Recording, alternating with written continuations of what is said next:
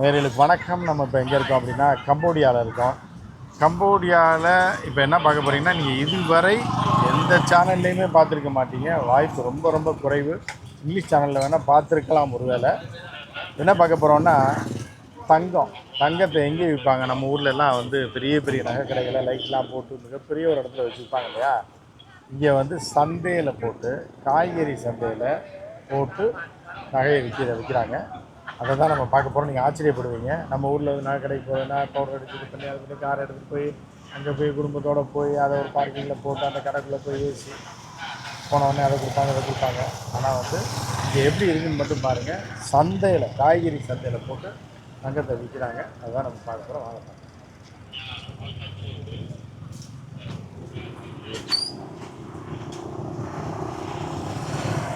இதுதான் shallow market அப்படின்னு சொல்லி அழைக்கக்கூடிய கம்போடியாவில் இருக்கக்கூடிய சியாம் ரீப், வரலாற்று சிறப்புமிக்க சியாம் ரீப் நகரத்தில் இருக்கக்கூடிய சாலோ மார்க்கெட். இந்த மார்க்கெட்டுக்கு தான் நம்ம போகிறோம். இப்போ பார்த்தீங்கன்னா நம்ம ஊரில் கிராமத்தில் இந்த பொறி உருண்டை அது இது இந்த கடையெல்லாம் போட்டிருப்பாங்க இல்லையா, அந்த மாதிரியான ஒரு கடை தான் இது. அந்த மாதிரியான ஒரு மார்க்கெட் இது பூரா தான்.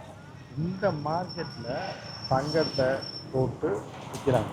எங்கே விற்கிறாங்க அப்படின்னா குவியலாக போட்டு விற்கிறாங்க. இப்போ இந்த இதில் பூச்சி விற்கிறாங்க. இதை நம்ம அடுத்து பார்க்கலாம். ஃபஸ்ட்டு தங்க மார்க்கெட்டுக்கு போகலாம்.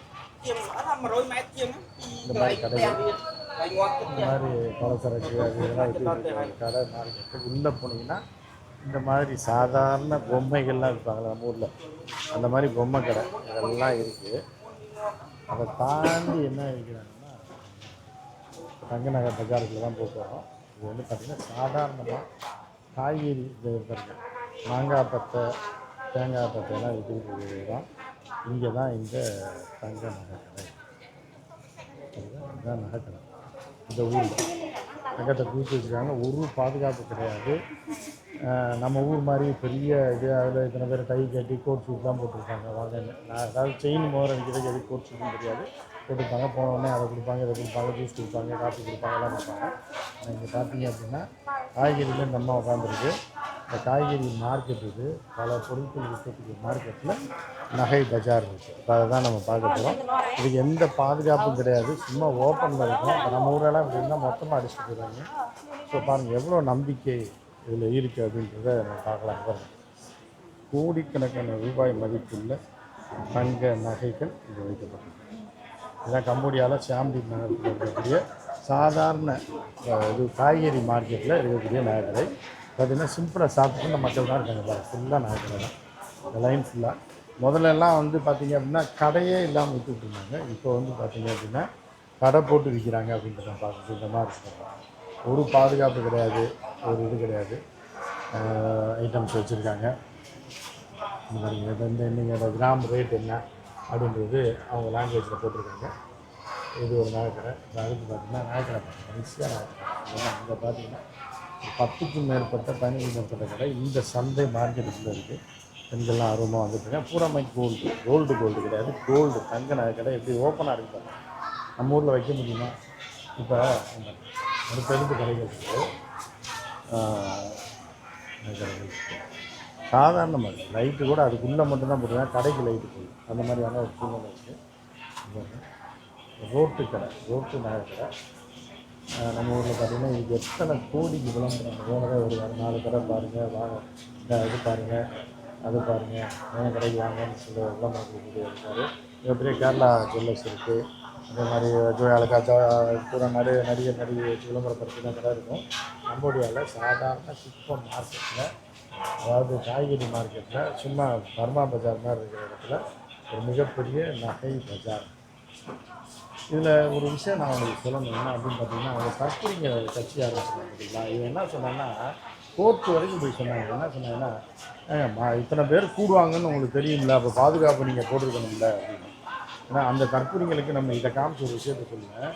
கோடிக்கணக்கான ரூபாய் மதிப்புள்ள நகைக்கடைகள் இங்கே வச்சுருக்காங்க.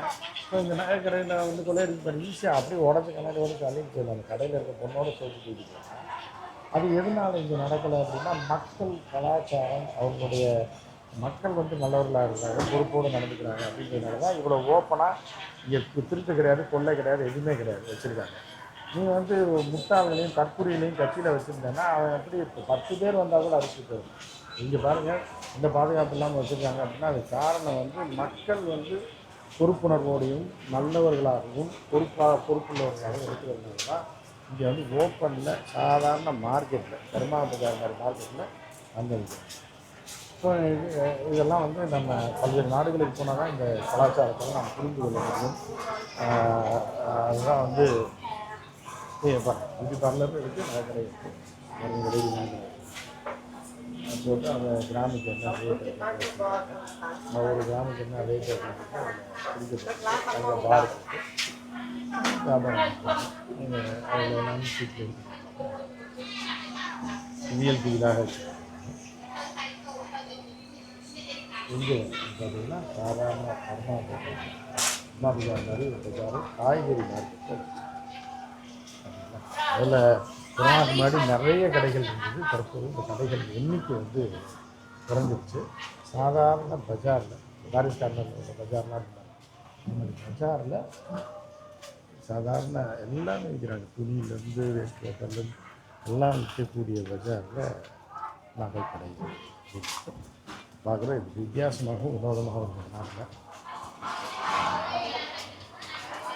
நம்ம ஊரில் நகைக்கடைகள் இருக்குன்னு நமக்கு தெரியும். கிராம் ரேட் எப்படி போட்டுருக்காங்க, கிராம் ரேட் என்ன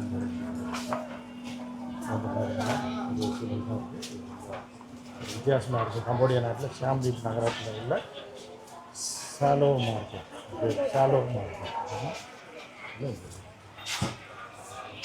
இன்னும் பல்வேறு அரசியல்பட்ட நிகழ்ச்சிகள் ஒவ்வொரு விஷயங்களும் இங்கே இருக்குது. அதெல்லாம் நம்ம சாலோ மார்க்கெட் தாண்டி பார்க்கலாம். ஒவ்வொரு விஷயமும் எடுத்து கொடுக்குறாங்க. ஓப்பன்லேயே எல்லாத்தையும் நம்ம மேலே வந்து எண்ணி எடுத்து கொடுப்பாங்க. ஏன்னா மக்கள் மேலே அவ்வளோ நம்பிக்கை, கடைக்காரன் மேலே மக்களுக்கு நம்பிக்கை அப்படின்னு தெரியும். ஒவ்வொன்றா எடுத்து வைப்பாங்க, எண்ணி எடுத்து வைப்பாங்க 4. அதை பார்த்துட்டு அந்த டிசைன் பிடிக்கலன்னா அந்த போர்டை எடுத்து வச்சு இன்னொன்று எடுத்து வைப்பாங்க. இங்கே அப்படிலாம் கிடையாது. அப்படியே டேபிளில் எடுத்து வைக்கிறாங்க, பார்க்குறாங்க, இதெல்லாம் இந்த இது வேணாலும் எடுத்து கொடுப்பாங்க. அதை பார்த்துட்டு நீங்கள் வந்து அதை வாங்கிக்கிட்டாங்க. டோல் ரேட்டு அந்த ரேட்டு பார்த்து இதில் போட்டுருக்கோம். இதை பார்க்குறதுக்கு நம்ம கவரிங் கடை மாதிரி தான் இருக்கும். ஆனால் இது ஃபுல்லி கோல்டு கடை. அதுவும் நமக்கு ஆச்சரியப்படக்கூடிய விஷயம் என்னென்னா சாதாரண மார்க்கெட்டில்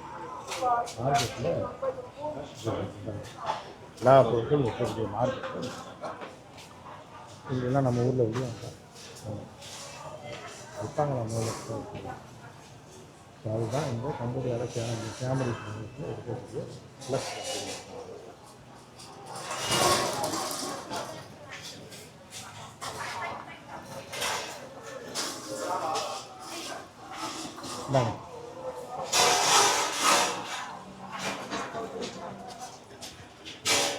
நகைக்கடை பார்த்தீங்க, அதாவது இதுன்னா சாதாரண மார்க்கெட், சாதாரண இந்த இதென்ன தக்காளி மார்க்கெட்னு சொல்லுவோம்ல நம்ம ஊரில், அந்த மாதிரி சாதாரண மார்க்கெட்டில் நகைக்கடை இவ்வளோ பிரம்மாண்டமாக வச்சுருக்காங்க. எந்த பாதுகாப்பும் கிடையாது, ஒரு போலீஸ் கிடையாது, ஒரு பெரிய இதெல்லாம் ப்ரொடக்ஷன்லாம் கிடையாது. யார் வேணாலும் எடுத்து கட்டில் வச்சு காமிக்கிறாங்க, நீங்கள் பார்த்து எடுத்துக்க வேண்டியதுதான். ஸோ இந்த நாட்டு மக்கள் அவ்வளோ சுத்தமாகவும் நேர்மையாகவும் இருக்காருங்கிறதுனால இந்த மாதிரி வந்து பப்ளிக் மார்க்கெட்டில் போட்டு நகையை விற்க முடியுது. ஆனால் நம்ம ஊரில் இது சாத்தியமே கிடையாது. நம்ம ஊரில் வந்து நகை விலை ஏறுறதுக்கு காரணமே விளம்பரம், டிவியில் கொடுக்குற விளம்பரம், பேப்பரில் கொடுக்குற விளம்பரம், நடிகர்களுக்கு கொடுக்குற காசு அப்படின்னு சொல்லி நம்மகிட்ட எக்ஸஸாக வச்சு அடித்து தாளிக்கிறாங்க. ஆனால் இங்கே அது எதுவுமே இல்லாததுனால நகையோட ரேட்டு கூட நீங்கள் கிராமுக்கு பார்த்தீங்க அப்படின்னா ஒரு 1000 ரூபா வரைக்கும், 500லேருந்து 1000 ரூபா வரைக்கும் கம்மியாக, 1000 ரூபாய்க்கு மேலேயே கம்மியாக இருக்குது ஒரு கிராமுக்கு அப்படின்னு நம்ம பார்க்குறோம். மற்றும் ஒரு நிகழ்ச்சியில் சந்திப்போம். நன்றி, வணக்கம்.